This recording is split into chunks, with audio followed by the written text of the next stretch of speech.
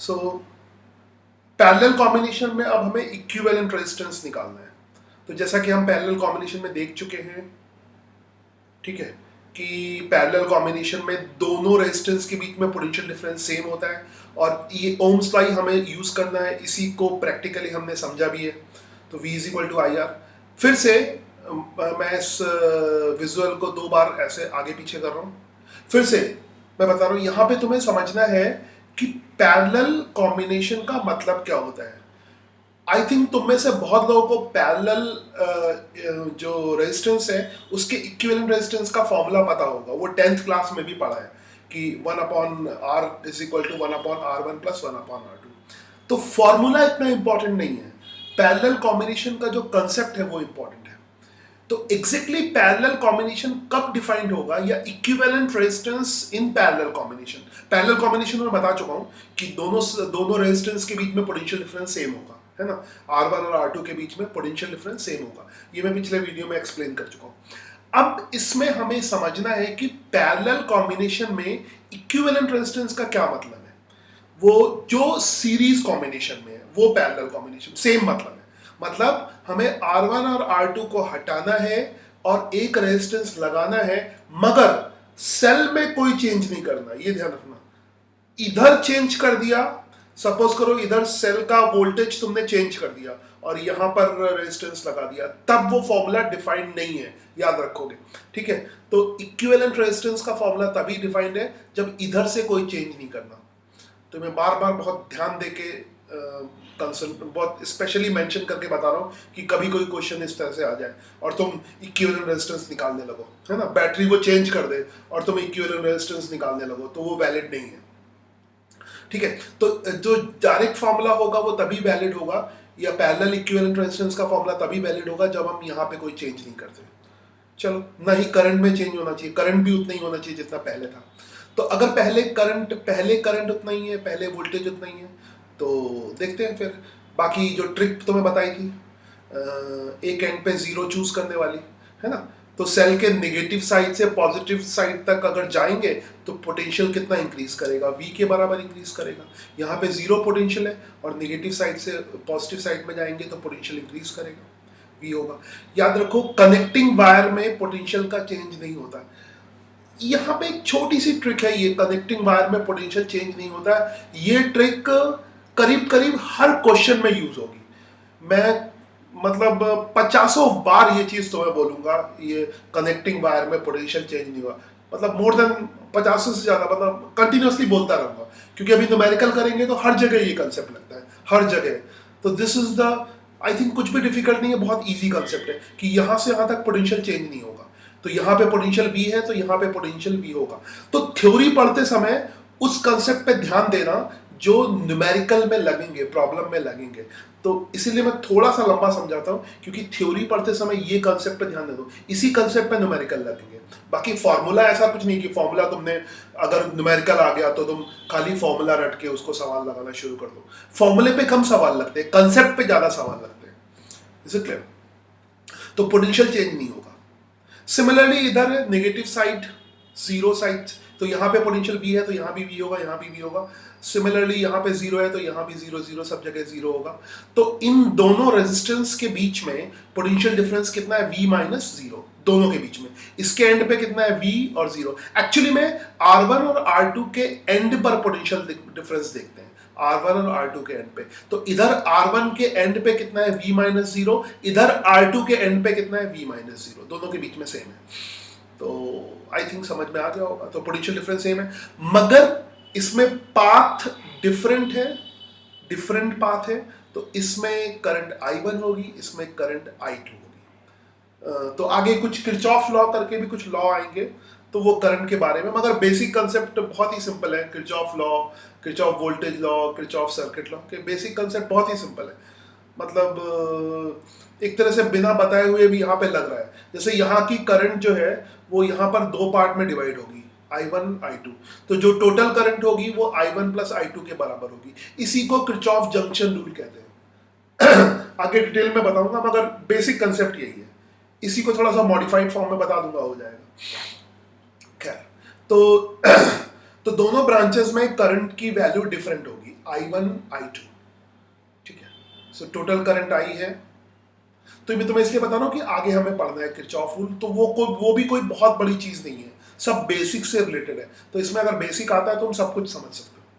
तो यहाँ पर सो I1 करंट हो गई, I2 करंट हो गई, दोनों के क्रॉस पोटेंशियल डिफरेंस सेम है।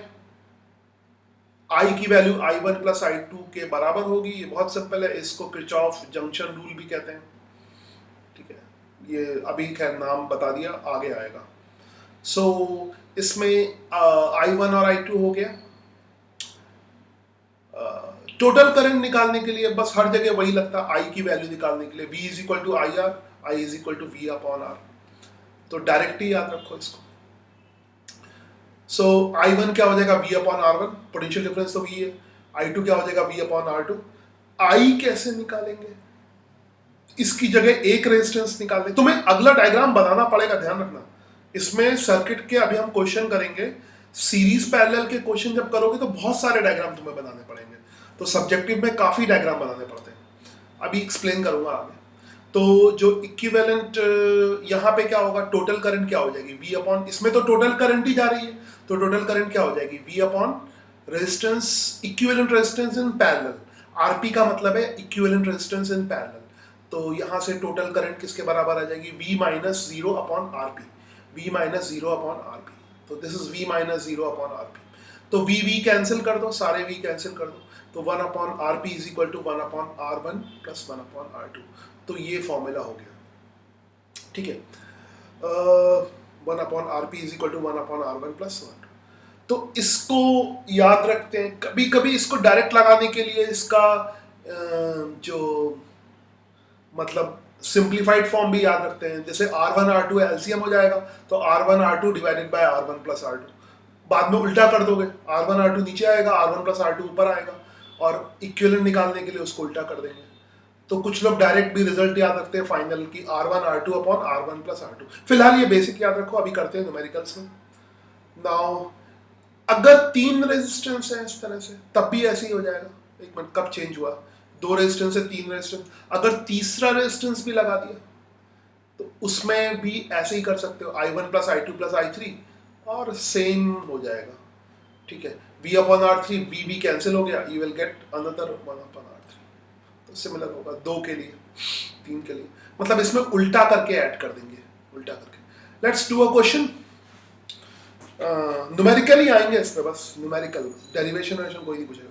तो यहाँ पे 3 वोल्ट का सेल है, और 20 ओम और 60 ओम का रेजिस्टेंस है, और ऑब्वियसली डायरेक्ट कोई नहीं पूछेगा कि इक्विवेलेंट रेजिस्टेंस कितना होगा, है ना, ये तो नॉर्मल सा सवाल है, इक्विवेलेंट कितना होगा। उसके अलावा भी 50 चीजें पूछ सकते हैं।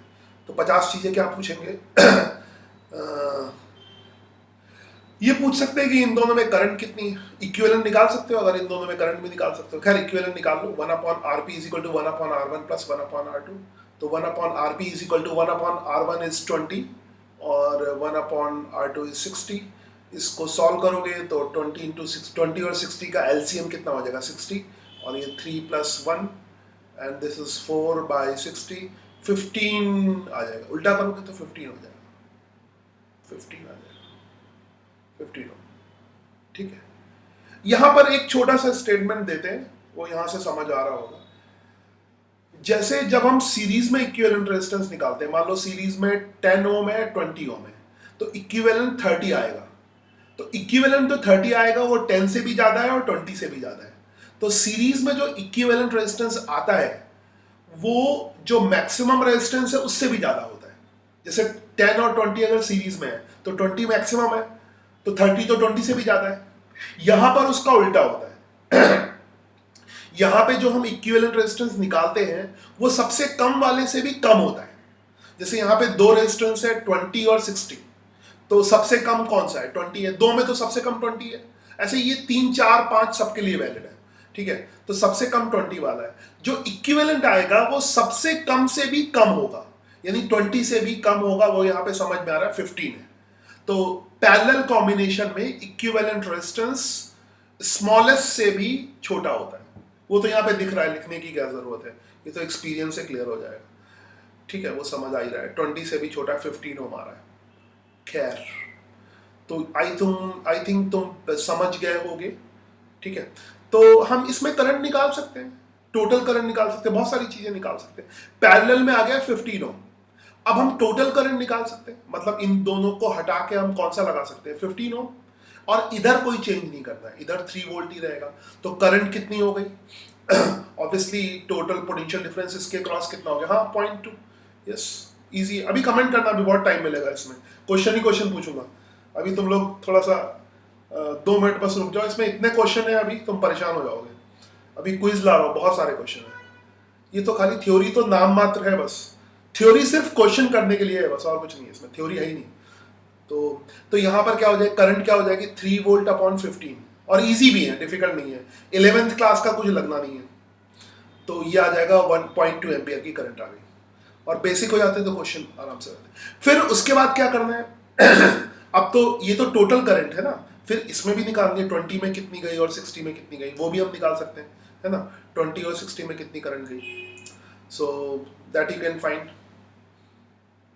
तो ये टोटल करंट जा रही है। ऐसे ही जो हमारी 3 ब्रांचेस है, तो तीनों में ऐसे करंट डिवाइड होगी, I1 I2। इन सबके क्रॉस पोटेंशियल डिफरेंस सेम होगा, चाहे 3 हो चाहे 2, सबके क्रॉस पोटेंशियल डिफरेंस सेम होगा, ठीक है। अच्छा, तो यहां पर एक चीज रह गई है कि करंट कितनी होगी। तो करंट दोनों में कितनी होगी, तो पोटेंशियल डिफरेंस कितना बता सकते हो, इसके क्रॉस पोटेंशियल डिफरेंस कितना है, 3 वोल्ट होगा। तो इसमें करंट कितनी हो जाएगी, है ना, 3/20, ठीक है। इसमें 3/20 हो जाएगी, और इसमें क्या हो जाएगी 3/60। ओरली कर सकते हो, आई होप समझ गए होगे, 3/20 और 3/60, ठीक है। तो चेक दैट। तो इस वाले में टोटल पोटेंशियल डिफरेंस तो 3 है ना, तो 3/20 कितना होगा, 0.15 होगा। 3/20 कितना होता है, 0.15।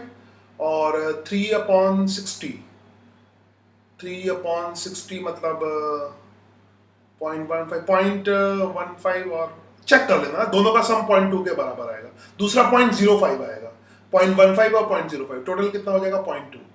That you can check. हाँ, सो ये हो गया सीरीज और पैरेलल कॉम्बिनेशन।